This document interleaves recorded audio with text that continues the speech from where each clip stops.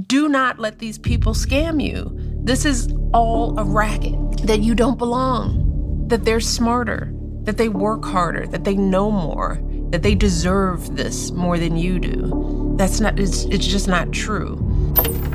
I grew up, fortunately in a predominantly Black neighborhood after white flight happened. Everyone assumed I was smart, right? I grew up as the salutatorian in my grammar school. I went to a top high school. I had the fortune of growing up in a validating Black environment. Black students, whether they should be going to HBCUs, and what happens when you get pulled out into a mixed environment where you are so underestimated so early. We talked about the messages that you start telling yourself. I didn't have that. My mentors, my teachers, the coaches, my dance teachers, they were all people who, if I made a mistake or if they doubted me, it was not because of my race, it was because I disappointed somebody in some other way. By the time I hit Princeton, thankfully, I had enough internal data that I could do a lot of things, that I was better, smarter, sharper than they would give me credit for. When I walked onto Princeton's campus as an undergrad, feeling a little intimidated because it was an Ivy League school and I wasn't a great test taker, although I was an outstanding student. I wasn't a good standardized test taker.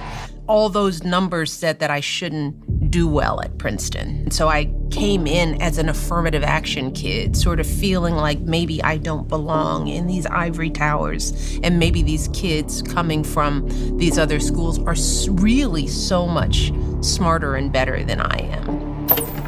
And I looked around and I was like, oh my God, well, there's all kinds of affirmative action that never talk about. There's wealth and legacy. There's athletic affirmative action. There were a lot of kids that were on that campus, and as I learned, continue to gain access to these seats of power that have nothing to do with their raw academic ability. There are a lot of bright kids who go to these schools, but there are a lot of bright kids whose parents get them into these schools. I came out of my first semester with straight A's. I was like, well, what are you talking about? Who are you?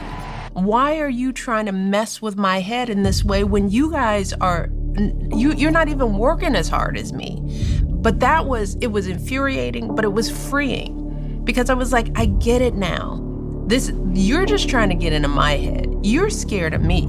You don't want me competing with you. And I think it was at that period, going to one of the top schools, that I was like, I'm done. I am done worrying about whether I belong here. This is a scam. I'm going to sit at these tables and I am going to run it from now on. Why am I listening to you? Why don't you listen to me? I think that experience for me was freeing in an odd kind of way. And a lot of kids don't get access. They're just blocked out, and it's sort of like they're told, don't look behind the curtain because you don't belong.